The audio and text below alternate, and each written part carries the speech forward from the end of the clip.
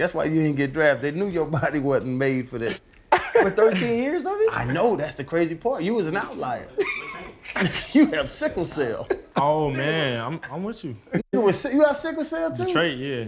Man, y'all sickle cell ass. Y'all Man. Altitude would be. That's why, you know, I have a spleen, gallbladder. I got sick in Denver. I was 205 when I got sick. I was 165 when I went to the hospital. And it was a month. Dang. See, they ain't supposed to make it.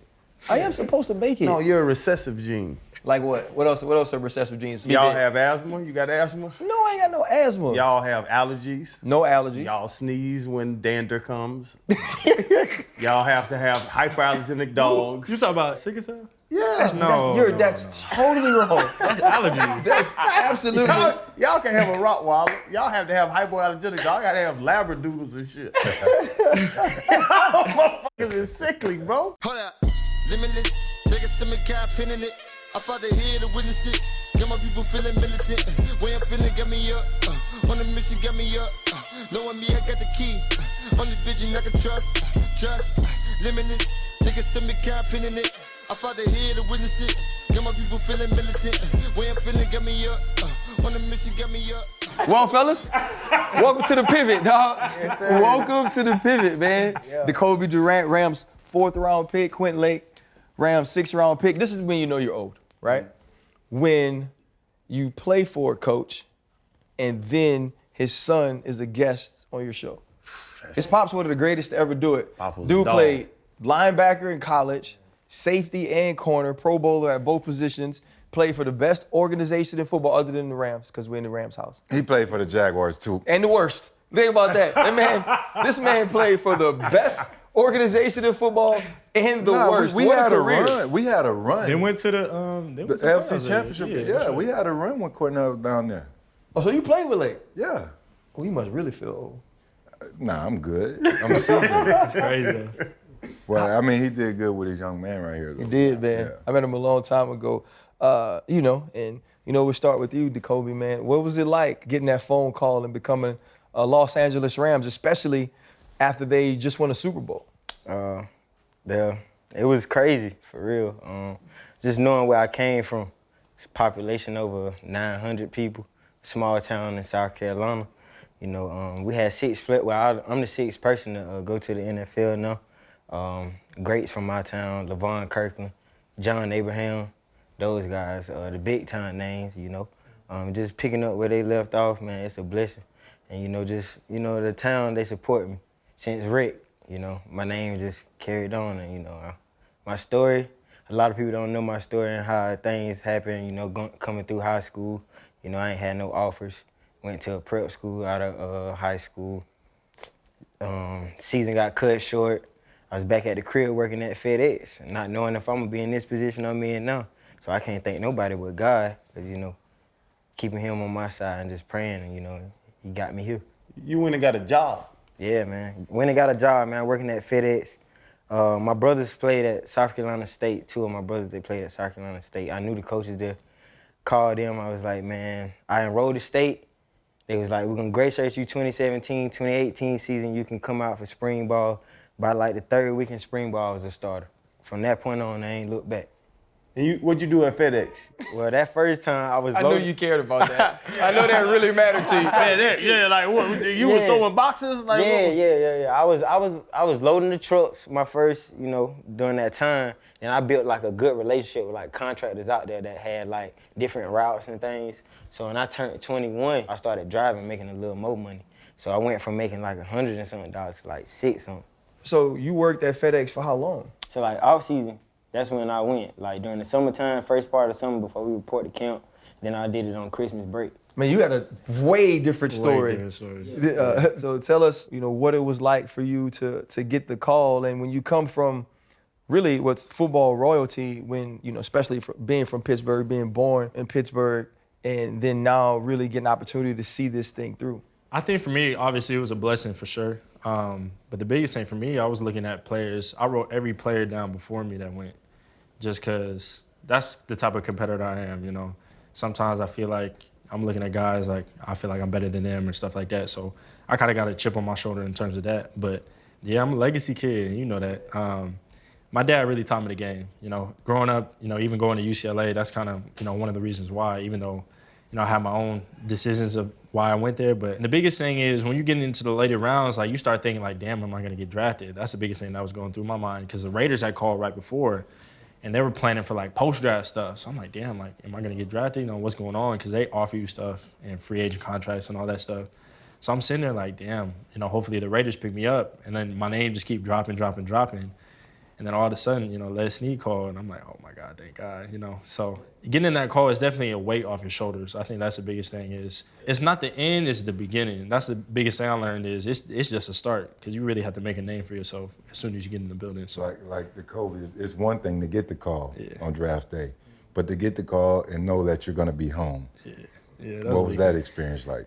I mean, I had a dream. I didn't tell nobody this. I probably told one person. I had a dream 2 days or a day before that I was going to actually get drafted in the 3rd round by the Rams. Obviously, that didn't happen. But for some reason, it was crazy. I had a dream that I was going to get drafted by the Rams. And being at home is dope because family's real close. They can come to the games. Dad can come to training camp because it's 5 minutes away from my house where we do training camp at. So it's not an unfamiliar environment. That's the biggest thing. So the transition for me has been smooth. So it's been awesome.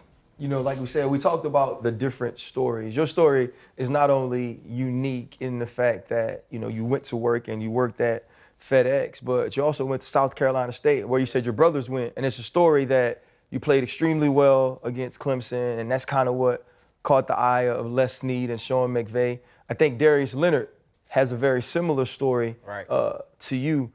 Playing at a smaller school, playing at an HBCU, when you get those opportunities against the Clemsons or against the Power Fives, do y'all have conversations in the locker room of, okay, if I ball out this game and I play well this game, I know I'm going to be seen? How did you approach every game with the understanding of I have to really be exceptional to get a look at South Carolina State?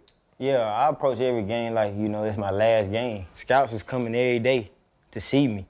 So it was just like, I really got to do what I got to do. And, their main concern was not my playing, not, making plays on the field, but it was my size.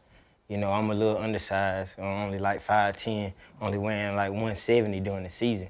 I finally picked up weight going into like combine training, got up to like 180, 183. And then, from that point on, things just was working out for me. Start getting a lot of calls, little Zoom calls from scouts, pretty much, coming from state, man. You just really gotta be like, it's something I went by, I came up with, and, I shared it to the guys. The dog gotta be in you, not on you, so, and that just pretty much speaks for itself. That mean he tougher than you? He tough. Now, the boy's tough now, but yeah, man, like the HBCU thing, I've had a whole thing. It's hard. It's hard to make it from HBCU. Yeah, you're right. It is. It's hard. So you had 2 picks against Clemson, and that's what put you on the map. Yeah. And like RC was just asking, like the thought of I have to be more, work twice as hard to get half of what you need to move. Put in a lot of work. Yeah. And going in the later rounds, like RC, he talks about all the time, he didn't get drafted. Freddie was the 1st round, I was the 3rd round, and you was the 4th and the 6th. What does that do to y'all mentally? Knowing that, like you said, everybody that went before you. I know every linebacker that went before me. I can name them off. DeMarcus Ware, Lofa Tupu, I can name them. Odell Thurman. Like, I know the same thing. I know every guy that went before me. Yeah. How does that motivate you going that late? Like, y'all had to go to bed. Like, the draft starts, and back in my day, it went through 1 through the 3rd round. So the draft started at noon. I got drafted at 8:30 at night. I was so drunk. Because once I didn't go in the 1st round, I went to drinking. When Nick Saban called me, I couldn't even look at my phone. I didn't know the area code. I was so drunk. 8.5 hours later when I got drafted after the draft started. But y'all had to go to bed. Twice. Wake back up. Twice. Go back to bed. Wake back up. Through the draft, I don't think a lot of people understand through the draft process, everybody tells me I hated my draft day. I hated it. Because I knew I was better than them dudes that went before me. I hated my draft day. What was that draft process? How stressful was that draft process? Could y'all sleep those nights? That y'all know you looking at dudes that, I'm better than him. And I got to go back to sleep and wait for somebody to trust me like I trust myself. Like Quinn said, I wrote down all the corners that went before me. But, coming from South Carolina State and just hearing what, you know, the media was saying, I didn't have my mindset on the first 2 days. So, you know, I got good rest. I can't lie, I did. You were sleeping good. Yeah, I was sleeping good. First round, you know, that first day, second day went by, I was like, you know, it's cool, it's cool, you know. When the third day came, I was like, all right. I didn't even think I was gonna go in the fourth round. I thought it was gonna be fifth through the seventh. Yeah. So, you know, that was just really a shocker for me, so, you know. I don't know. I was kind of like I said before, like weight off my shoulders. I mean, like it was disappointing. Like I was nervous from just me being like, I feel like I could have won in the third. I feel like I could win in the fourth. But at the end of the day, you know, you got to get drafted. At least that was my mindset. Like I got to get drafted. Like it didn't matter where I go, 6th, 7th, 5th, 1st, 3rd, didn't matter. Just, you know, get drafted and then do what you've been doing throughout college. That's the biggest thing for me is don't stop now. So when I got that call, I was like, you know, here we go. And then another thing is, you know, hoping the team picks you up based off like being in the best situation possible too. Because you can get picked to a team that, you know, just because, you know, you were probably the best available player, not necessarily fitting their scheme and all that stuff. There's a lot of stuff that goes into it. So when I got the call from the Rams, and they hadn't really talked to me, you know, before, so I was like, damn, like what were they looking at, you know? So when they called me, I was like, you know, this is probably the best situation I could have been in, to be honest, looking back at it now. And your dad being Carnell Lake, who he is, respected, OG, like everybody know who he was. What kind of pressure is that? I say it's less pressure now than it was in college, honestly. Same number? Well, I thought about changing my number too, just because it's a new journey for me. But I was just like, I had to. I ain't had a different number all throughout elementary, college, high school. It's been just because I respect him so much. It's a respect thing at that point, you know. Like I said, he taught me the game. You know, he taught me, you know, cover 2, cover 3, you know, what to look at, how offenses line up and stuff like that. You know, where the offenses like to attack, all that stuff. Like, and coming from him being a coach and a player, it's like, why not use that as a resource?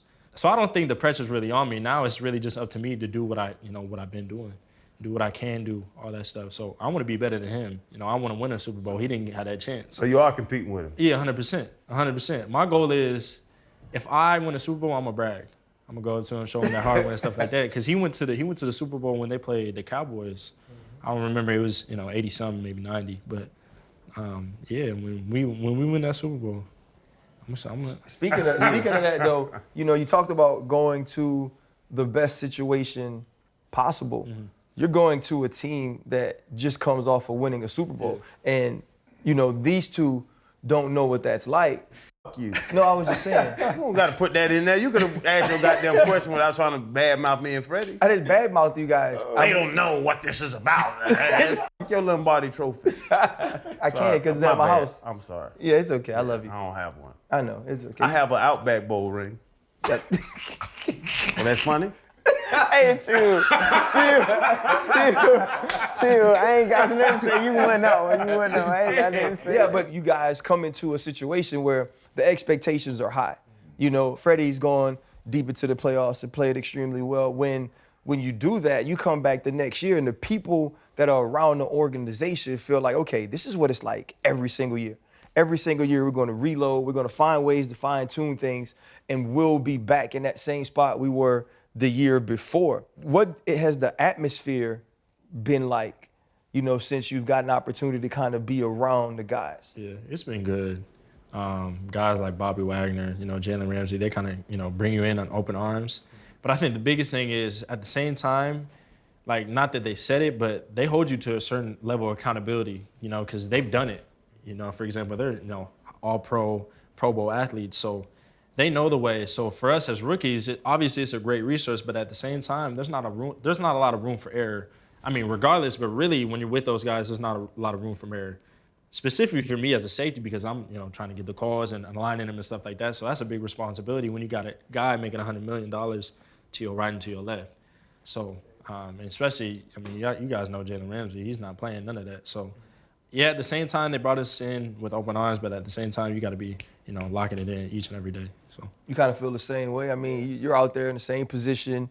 You know, you have opportunities. I mean, just simply looking at the defensive room. You know, you mentioned now, you know, you guys have Bobby Wagner, you have Jalen Ramsey, you have maybe the greatest defensive football player of all time, in Aaron Donald. You know, you got a coach that people deem as a boy genius, and now I guess he's old enough to be a man genius. Yeah. You know what I mean? You got a quarterback comes over, wins the Super Bowl, Cooper Kupp, Triple Crown winner. When you guys look at all of those stars, how do y'all focus on, especially you, Decobie, being from South Carolina State, how do you focus on telling yourself every day, I know I belong, but I also know that people don't believe I do, and I got to show them when you're in the room with stars like that? Just attacking every day 100%. Me personally, every day I wake up, I tell myself I got to be 1% better than I was yesterday. So whenever my name get called, Lord forbid, if somebody get hurt, they gonna depend on me. They draft me for a reason. So, I'm attacking every day like it's my last. But when y'all do the one-on-ones, are you trying to go get Kupp? Because everybody know what we do. Yeah. You line up in the line, they line up in their line, and you start counting. So I'm 3. He's 4. It's not rivals I camp, bro. ain't never been a hider. You ain't gonna hide. So That only gonna make me better. Are you jumping there with Kupp? You know what I'm saying? I know OBJ tore his knee up, but when OBJ come back, you jump in They there. got Allen Robinson, Van Allen Robinson, Jefferson. they went and got him. Yeah, Vance. Oh, my man. A lot of guys on that UL. receiving core that's gonna help me, whenever the game time comes. So ain't no need to hide, ain't no ducking, no action. So y'all don't count and try to get the duck? Nah, I ain't never did that. You did it? I used to find the duck. Who was that? Who was that on the team? Yeah. What was that? When I was at Florida, we had a bunch of walk-ons. I always went to walk-ons. I'm like, man, I'll tear this motherfucking ass All right, up. so when you got to the league, who was that? It's tough in the league now. In the league, it's to tough, find but one. Yeah, 'cause but everybody. I played with Ronnie Brown and Ricky Williams. Ricky Williams was that dude. So and Ronnie Brown was about 240 too. Second pick out of Auburn. Him and Cadillac was there. So I would get around them. I put all the little free agents up front, and then I get back to the undrafted free agents. And I would tear up the little white running backs. I choke their ass to death. Cause I ain't need it. But so y'all ain't running from the smoke. Nah, man, you can't, man. That's not how we build. Yeah. That's not It how- ain't. This generation kind of different, man. First off, don't start that. don't y'all start that. This generation kind of different. All y'all music, everybody crying, everybody That's what I'm saying. sad, The generation everybody different. girl done left them. They hurting right now because they can't check their social They media. can't check. Yeah, don't Yeah. y'all do that. This generation different. Y'all worried about likes and y'all worried about likes. Nah, not me. He Nah, went I to ain't he worried went to UCLA. I He ain't in, worried about he in California, absolutely. He You know, worried about he life. probably got all I kind of ain't worried NIL deals Nah, that had to do with. I missed that. Cause it got installed. I only had 3 months of the season, so there wasn't a lot like I could do at least. Like I was doing maybe, hey, post this, you get some free gear, but no, like the big deals that players are getting right now, millions of dollars for playing college football. I wasn't seeing none of that. So my signing bonus, I still remember my signing bonus as an undrafted free agent was $1,000. I think after taxes it was like $683.54. Man. No, You also had one dinner and you. well, no, I bought me some Steve Maddens, and then I put the rest, and then I Taxes go tear his Yeah, head I off. was in New York. Freddie, he had one dinner and him. He was broke. Anyway, when you look at that now, and obviously, you look at 4th and 6th round, it's not necessarily the money that people say, okay, now I could just go live the rest of my life. But it is an opportunity y'all get to make money playing a game you've loved your entire life, right? That you've done for free because you just wanted to be out there. But that also comes with pressure. One is the pressure and the competition within your own building.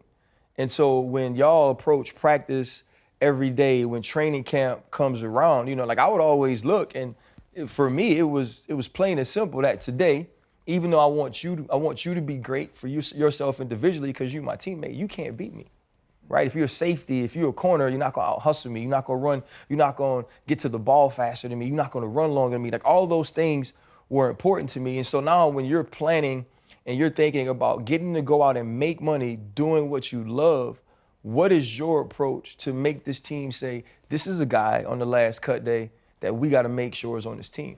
Pretty much, man, building that trust.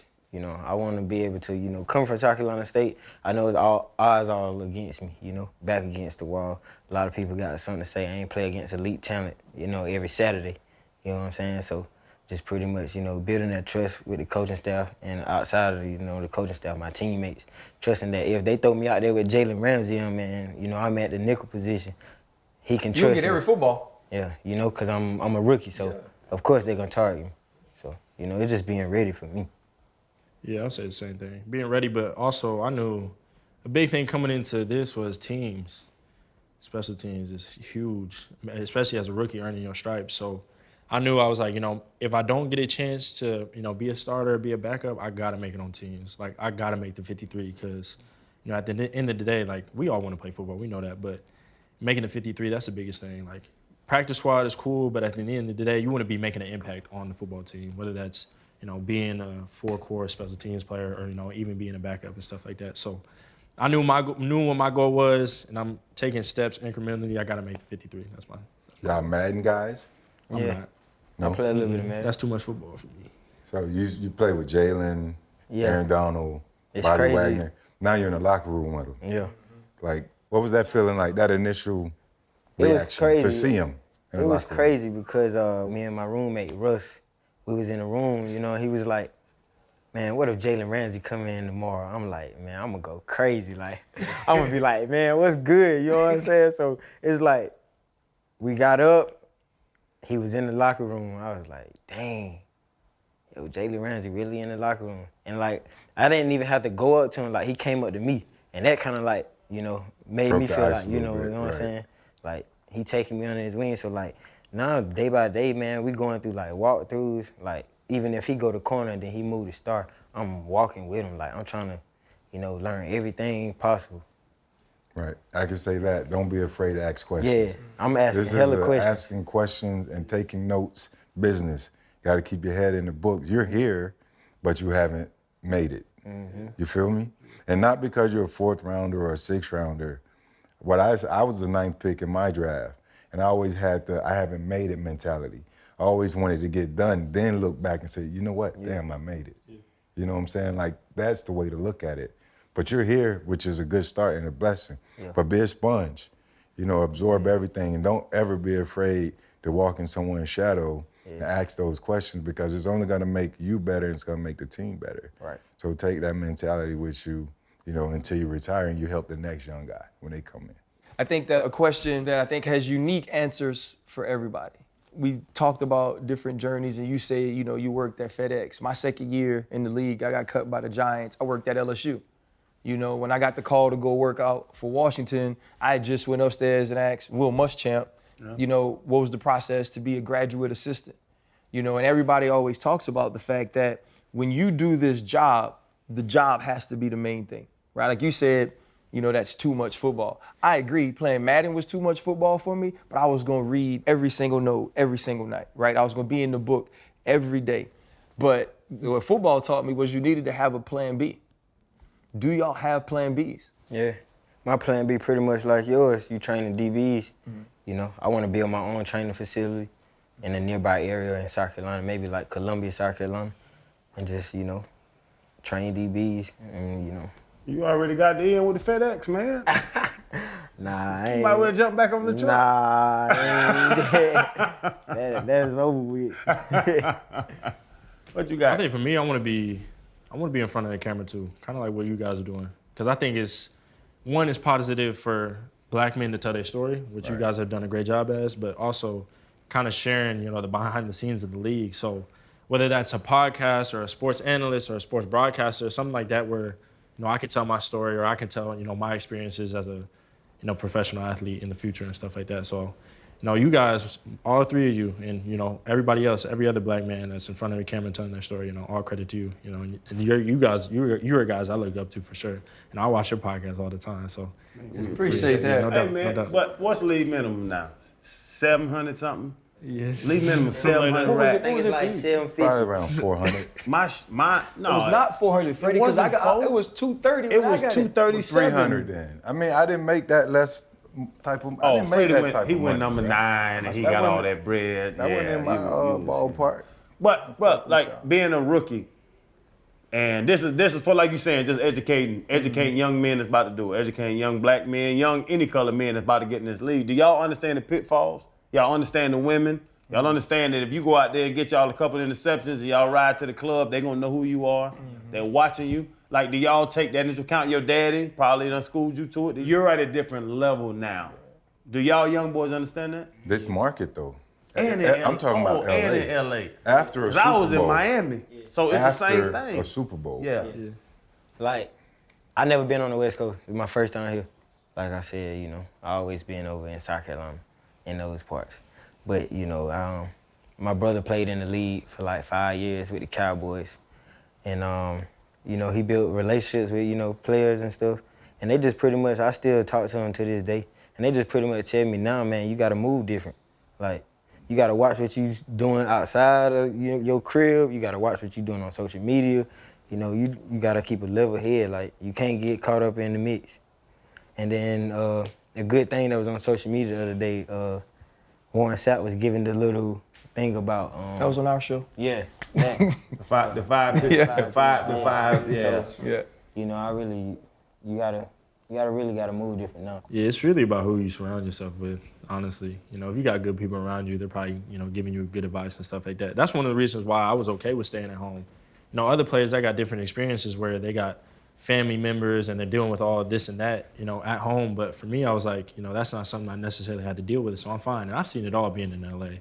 You know, being at UCLA, you're just exposed to it, you know, celebrities, you know, all that stuff, nightlife, all that stuff. So for me, I kind of know what's going on, but, you know, kind of like what Decobie said, like, you do have to move different. You know, you got a little bit more money in your pocket, a little bit more free time. And then, you know, there's just evil people out there in the world. So just being able to protect yourself at all costs. And like I said, just having, you know, good people around you that care about you and want to see you succeed is important. You done spend all your money on chains. Me? They look good, huh? Bro, they nice. They nice They as hell. shining almost as bright as your teeth. No. Your teeth, he said. He said Oh your yeah, teeth. man, it's teeth. $20,000. You got the composite. You got the 20 composite racks. of the porcelain or the composite. I don't know. I My don't wife know. paid. His for wife it paid all. for it. Yeah, my His- wife get. yeah, she was tricking. Yeah. His wife was tricking. And now she don't want to get me back to the streets. She was no, what it was. She was embarrassed of him until now, you know, and she understood that as the show grows, more people are going to see him. Yeah. You know, he had said some things that had people Googling her, and everybody was like, man, I can't believe Channing's wife is this attractive. And I think it all pointed back to his teeth. My swag been through the roof forever.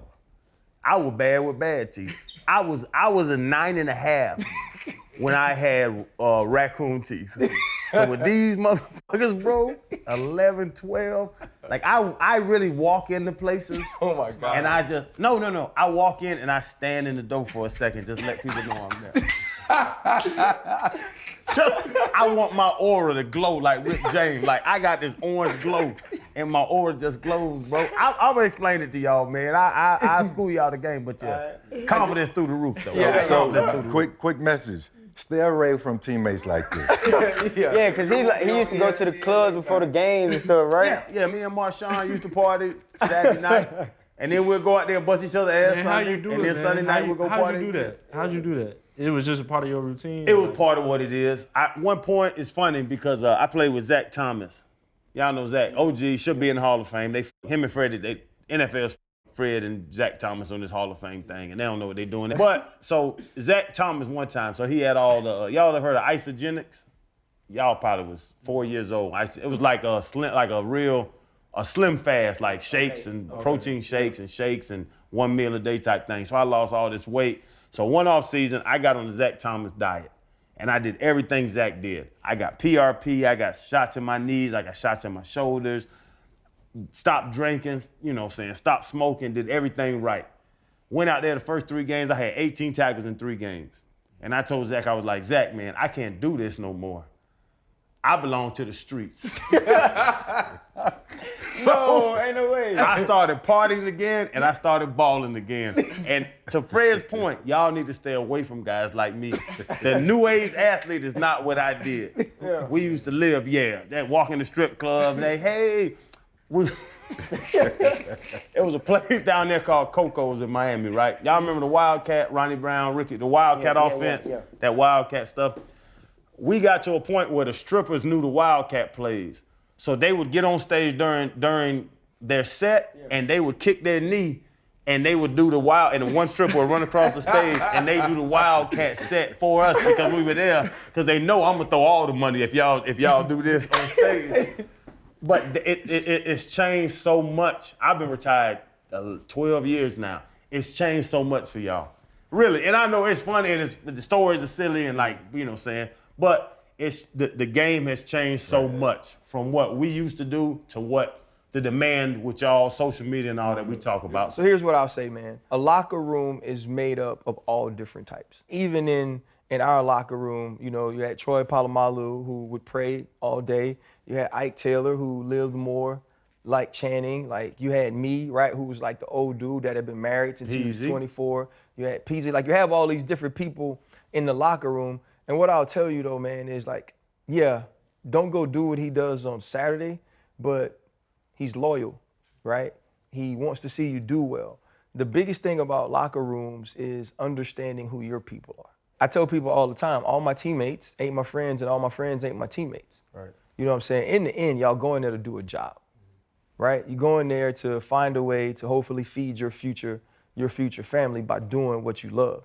And those things are the things that will motivate you beyond what you want as an individual. Like, those things change you in life. But to be here, to be in LA, to be around, y'all gotta remember, man, every day that you earned it. And when you're asked, okay, how are you gonna handle the distractions and the pitfalls? You handle them the same way you've been taught your entire life, right? Whether it's South Carolina, whether it's you was ready at UCLA, like they're the same temptations and distractions everywhere. But you know, we talked to some of the OGs, you know, we've had, you know, Whitworth, Eric Dickerson. What would you say to kids, though, that are in high school, that have the dream, in young kids in college that have the dream of sitting where you sit now? Because, you know, y'all were on the tail end of it. It's a different world. You got dudes becoming millionaires in college, and they think that money's gonna last forever. So if you could give any advice to people that want to sit in these seats, you know, what would it be? I say be patient and be consistent. You know, I've had a couple situations where not everything aligned the way I wanted it to, but if you let that flush you, then that's when you take a step back. Hard work, effort, you know, hustling, all that stuff, that's a given if you want to get to where you want to be. You know, if you're not working hard, if you're not hustling, if you're not doing all that, you're not going to get to the league, in my opinion.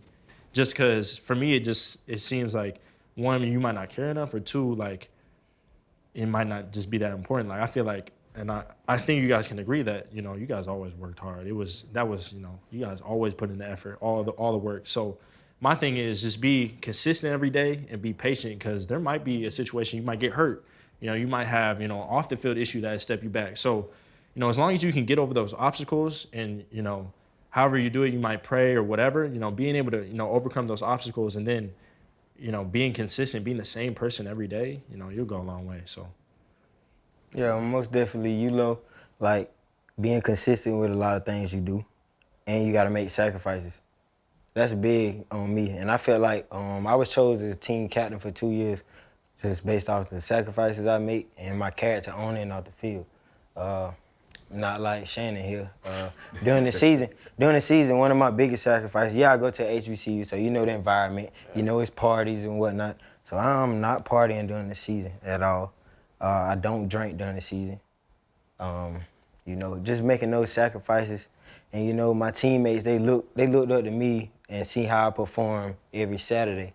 And you know, I guess, you know, it just pretty much showing on the ropes that, you know, this is what it takes. Like, I finished the Defensive Player of the Year my senior year, 2-time All-American, three-time first team All-Conference. So, you know, it's just making sacrifices and just keeping God on my side. Like, don't be scared to pray in front of your friends, like, before you go to bed, you know, it's just stuff like that, man. Because God on your side, man, you know, he gonna carry you. He gonna be with you. You know, it's just being faithful to him. Yeah, and I think live in the moment, too. That's another thing I learned over the course of my years at UCLA. Just live in the moment. Don't think too far ahead. Don't dwell on the past. Just be where your feet are. That's something that, you know, my coaches, and even now, you know, with the Rams, you know, kind of understanding their, you know, whole culture is just live in the moment. Be where your feet are.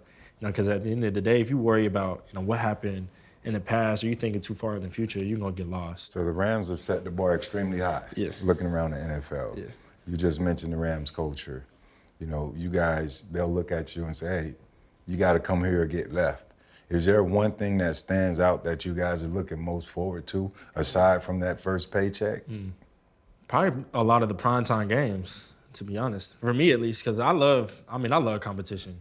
And I'm assuming everybody does here, but yeah, we got a lot of primetime games. We got one of the hardest schedules in the league. So being able to, potentially make plays on a big stage in front of, millions, that's really, really where you make your money. If you're playing in those primetime games and you balling, then everybody, you're really making a name for yourself. So that's what I look for most to is, being able to compete against, top guys. And one thing I learned is there's not really a bad team in the NFL, to be honest. Everybody's, top notch. It's probably 1A, 1B, 1C.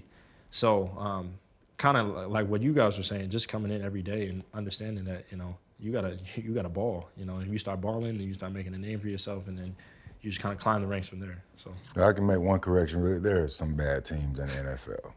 But they still got dogs on them. They got dogs. Yeah. But it's bad. They're bad because they don't understand situational football. They don't study. They don't play and practice and prepare with a sense of urgency.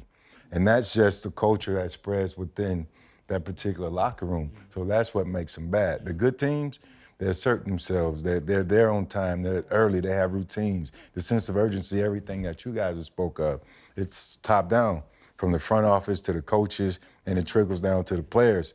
The leadership within the locker room and what guys are doing away when the cameras are off. That's how you become a great team. So you'll be able to identify that the more time you spend with consummate pros like the Aaron Donalds, the Jalen Ramseys, the Cooper Kupps, those guys that know how to do it right. You don't read about them. Yeah. You'll hear a little bit this and that. That's only because they're passionate, and people don't always want to accept the black and white truth, and that's what those guys give you.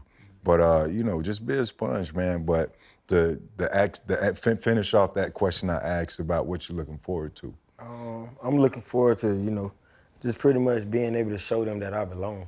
Mm-hmm. Coming from South Carolina State, a lot of people count me out. They probably saying I can't compete with the best.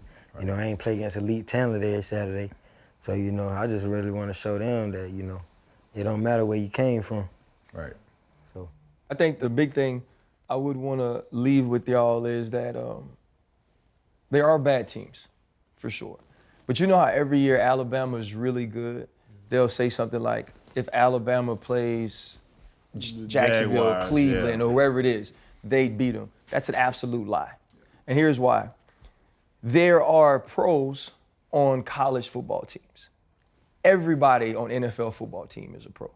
And that's the one thing. If you line up at gunner, the dude across from you, he might be a special teamer, but he's a pro. If you're at PP, if you're starting at safety, if you're starting at corner. And the thing about being a pro is everybody's paid to do that job, and they also know you're trying to stop them from getting paid.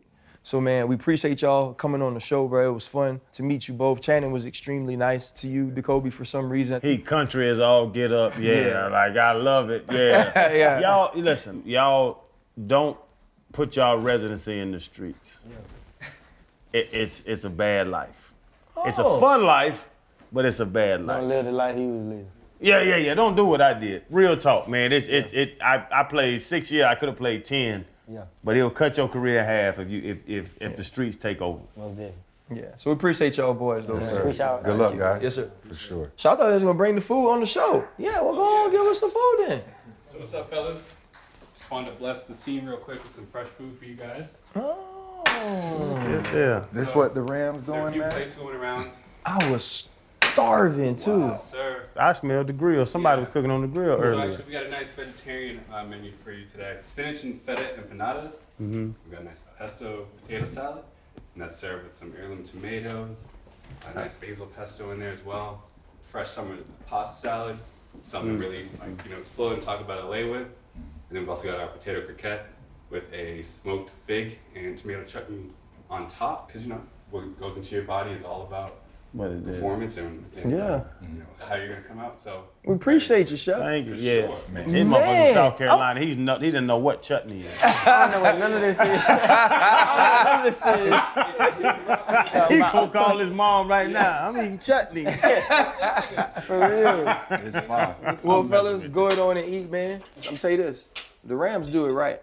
Yeah. I don't know if we can go work with any other team now. They got to come to the table now. They got to show out. The Rams have showed out. Y'all got to show out. What's this called? That's pesto potato salad. Oh yeah, that hit me right there. Did you make a vegetarian meal because you knew Channing didn't eat meat? Hey, I don't eat no meat. It's good. It's really good. This is actually excellent. Very grateful. Thank you. Hold up, limitless. Take a stomach, got pin in it. I fought the head to witness it. Got my people feeling militant. Way I'm feeling, got me up. On a mission, got me up. Knowing me, I got the key. Only vision I can trust. Trust, limitless. Take a stomach, got pin in it. I fought the head to witness it. Got my people feeling militant. Way I'm feeling, got me up. On a mission, got me up.